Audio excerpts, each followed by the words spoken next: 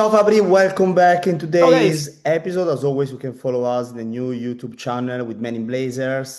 Today is a special episode because it's our 300th episode of the podcast in general, so Oh, a good achievement for us.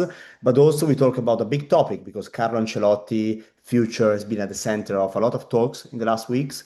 So let's start with the latest one. So the press conference of Carlo Ancelotti ahead of the Real Madrid game of the weekend. So what's your feeling on the matter? yeah, now we will touch on all the details, but it's exactly the press conference I expected from Carlo Ancelotti, and is in line for what we experienced in the recent days after a tense situation between Monday afternoon and Wednesday morning. So with a very busy Tuesday, I was expecting this kind of press conference because from what I'm hearing from the Brazilian Federation, from Real Madrid, from those close to Carlo Ancelotti, the clear message from, let's say, Wednesday evening was stop with the leaks, stop with the messages, stop with the public things about the story, and let's keep everything private. So today, Carlo Ancelotti was very calm in press conference, as usual, I would say. He was protecting the story once again, mentioning that he obviously wants to win the La Liga title with Real Madrid and then make public his decision. We can confirm once again that the desire, the plan of Carlo Ancelotti is to become the new Brazil head coach. But again, we have to follow all the steps of the story because till it's signed, we have to be really careful. Following all the steps, it was a really difficult week also to follow, with many things happening. So, what's the latest update that you got? Look, at the moment, the situation is that Carlo Ancelotti has a verbal agreement done with the Brazilian Federation, with the CBF, since Tuesday. So Monday night, Tuesday morning, everything was done between Carlo Ancelotti and Brazil, and everything remains done, from what I'm hearing, between Carlo Ancelotti and Brazil, in terms of contract, in terms of salary, in terms of picking the staff, in terms of preparing the next year ahead of the World Cup. So they were ready for everything. The missing piece of the story was Real Madrid. Probably someone in the Brazilian Federation was probably underestimating how important was the timing of this story for Real Madrid. It's not disrespecting Real Madrid, but it's about the timing. The crucial part of the story is how they were handling the timing of this story, because Brazil had a meeting with Carlo Ancelotti in London, they had everything ready, and the contract remains ready from what I'm hearing. So the agreement between Ancelotti and Brazil remains. Now the story is in the hands of Real Madrid. Real Madrid can decide the timing. Real Madrid want to control the exit process of Carlo Ancelotti, and Real Madrid are fighting for a Liga title. So that's why the timing will be crucial to understand how long Brazil will wait for Carlo Ancelotti or maybe go for another coach. But as of today, this weekend, the intention of the Brazilian Federation is to keep waiting for Carlo Ancelotti. The tense moment of this story was Tuesday night. So, what happened during those hours?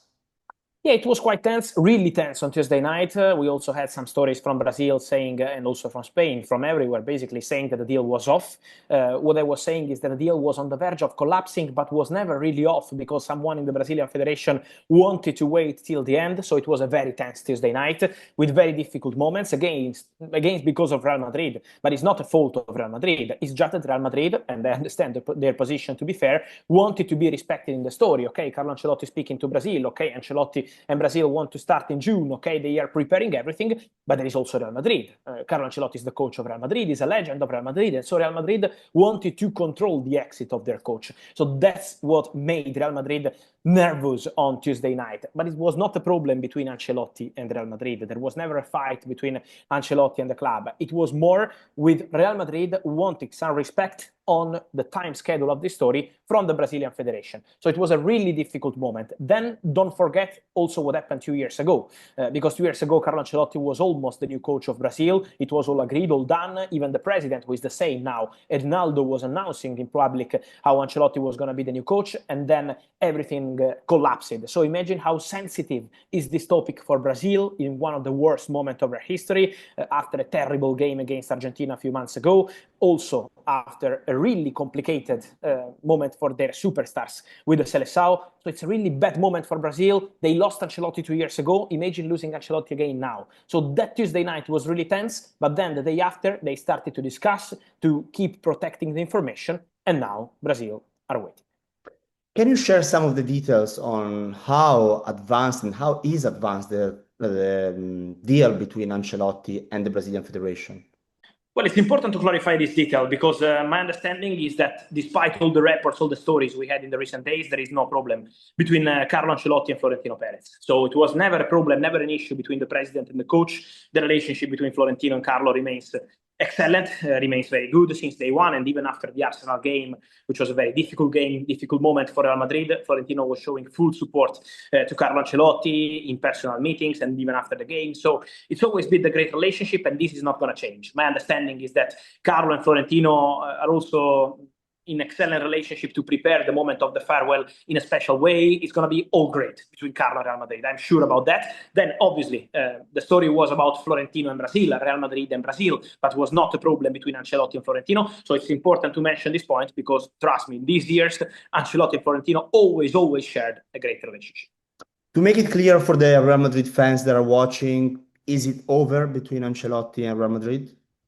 Yeah, the understanding is that the story will finish, as always mentioned, for weeks and weeks here on the podcast and on all the platforms. The understanding is that Carlo Ancelotti will be leaving Real Madrid at the end of the season. And even if he doesn't join Brazil, again, the deal with Brazil remains close, waiting for Brazil to finalize that. So let's wait for the final steps. But even if the deal collapses, Carlo Ancelotti will still be leaving Real Madrid and try a new chapter in his career. So that's the idea, that's the understanding on both club and manager side. We expect Real Madrid and Carlo to part ways at the end of La Liga. Now, Ancelotti was also today in press conference was mentioning how important it is to fight till the end for La Liga title. So I'm sure Real Madrid will be fully focused on that. But after that, the understanding is that Ancelotti and Real Madrid will be parting ways. So we don't expect the deal to collapse between Ancelotti and the Brazilian Federation, but in case it happens, what are the options for Brazil if they have options? Yeah, there are options because obviously you need to prepare for eventual surprises. So it's absolutely normal to see that. And there is a candidate who is in the list, is not in the top position because the top position remains Carlo Ancelotti and will be Carlo Ancelotti till the end of the story. But in case the Ancelotti deal collapses, Jorge Jesus could be a candidate for sure for Brazil. Already after Brazil-Argentina, people close to Jorge Jesus sent clear message to the Brazilian Federation about the intention of Jorge Jesus to make himself available for Brazil in any moment. Jorge Jesus is now free because he's got fired by Al Hilal in the recent hours after being a very important coach for Al Hilal for many years. This season was kind of poor, and so Al Hilal decided to fire the coach. But Jorge Jesus remains committed to trying something new as soon as possible. Brazil is a dream job for Jorge Jesus, who already did something really special in Brazil with Flamengo in the past. So he's a coach who also knows the country, knows some of the players. But the understanding at the moment is that Brazil still want to wait for Carlo Ancelotti. Talking about Real Madrid's future, you keep with Xabi Alonso as the main and biggest candidate for the Real Madrid job. Yes, absolutely. Xabi Alonso remains the favorite. Obviously, Real Madrid fans need to be patient with this one because every day probably they expect a breakthrough in talks. But what I want to communicate is that there will be no problem between Xabi Alonso and Real Madrid on the contract, on the agreement. Xabi Alonso wants to go to Real Madrid, and Real Madrid see Xabi Alonso as the perfect candidate for the job. Then there is an exit process. This is for Ancelotti in Brazil, but it's also for Real Madrid. So he's on club side to prepare the final chapters of this story, to fight for La Liga till the end, and then to enter into the conversations with Xabi Alonso. But my understanding is that if Real Madrid will proceed as we expect for Xabi as new coach, there will be no problem with Xabi Alonso, with his agent on the contract and all the details, because Xabi wants the job.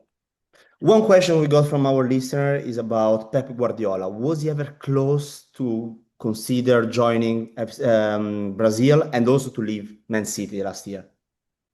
There was a moment when Pep was considering to part ways with Manchester City.